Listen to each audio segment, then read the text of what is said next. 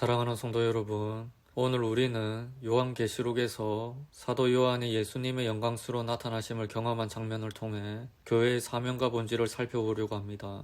이 말씀에서 우리는 예수님께서 교회 가운데 임재하시며 교회를 지키고 인도하시는 분이심을 깨닫게 됩니다. 오늘 이 말씀을 통해 우리 교회와 성도 한 사람 한 사람이 예수님의 임재 안에서 참된 빛과 소금의 역할을 감당할 수 있기를 소망합니다. 본문에서 요한은 7 금초대 가운데 서 계신 예수님을 보게 됩니다. 그분의 눈은 불꽃 같고 발은 빛난 주석 같으며 얼굴은 해같이 밝게 빛납니다. 이러한 모습은 단순한 상징이 아니라 예수님께서 심판자이자 구원자로서의 권위와 영광을 나타내십니다. 예수님의 불꽃 같은 눈은 우리 삶을 꿰뚫어 보시며 그분의 진리로 우리의 어둠을 드러내고 정결하게 하신다는 의미입니다. 예수님의 빛난 얼굴은 그분의 거룩함과 영광을 상기시킵니다. 이 빛을 통해 우리는 하나님의 영광을 보고 그 빛 가운데 살아가는 것이 우리의 사명임을 깨닫게 됩니다.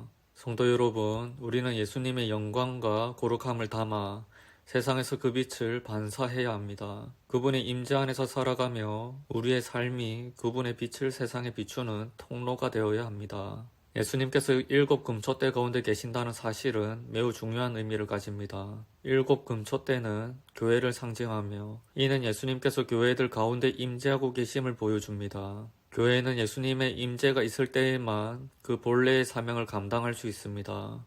만약 교회가 예수님의 임재 없이 단지 인간적인 모임에 불과하다면 우리는 빛을 잃고 어둠 속에 있는 촛대와 다를 바 없습니다. 오늘 우리는 예수님이 우리 교회 가운데 중심에 계신지 돌아보아야 합니다. 교회가 진정한 빛을 발하기 위해서는 그 중심이 예수님이어야 합니다. 예수님의 말씀과 그분의 뜻을 붙들 때 우리는 세상 속에서 진리와 사랑의 빛을 비출 수 있습니다. 사랑하는 성도 여러분, 우리는 예수님 없이 스스로 빛을 발할 수 없음을 기억하고 그분의 임재 안에서 참된 교회가 되기를 소망합니다. 예수님께서는 요한에게 7 금초대와 7 별의 의미를 설명하시며 촛대는 교회를, 별은 교회의 사자를 의미한다고 말씀하십니다. 교회는 이 땅에서 하나님의 진리와 사랑을 비추는 빛으로 세워졌습니다. 이는 단순한 교리가 아니라 우리 삶 속에서 실천해야 할 사명입니다.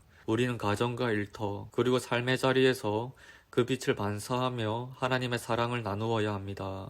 성도 여러분, 우리는 교회로서 이 사명을 기억하고 세상 속에서 예수님의 빛을 비추는 존재가 되어야 합니다. 예수님의 말씀을 따라 살아갈 때 우리 각자의 삶 속에서 하나님의 사랑이 드러나며 그 빛이 세상 속으로 퍼져나갈 것입니다. 예수님께서는 자신을 처음이요 마지막이요 살아있는 자라고 소개하십니다. 이는 예수님께서 교회의 머리이시며 영원하신 분임을 선언하는 것입니다. 교회는 그분의 주권을 인정하며 그분의 인도와 다스림을 받아야 합니다.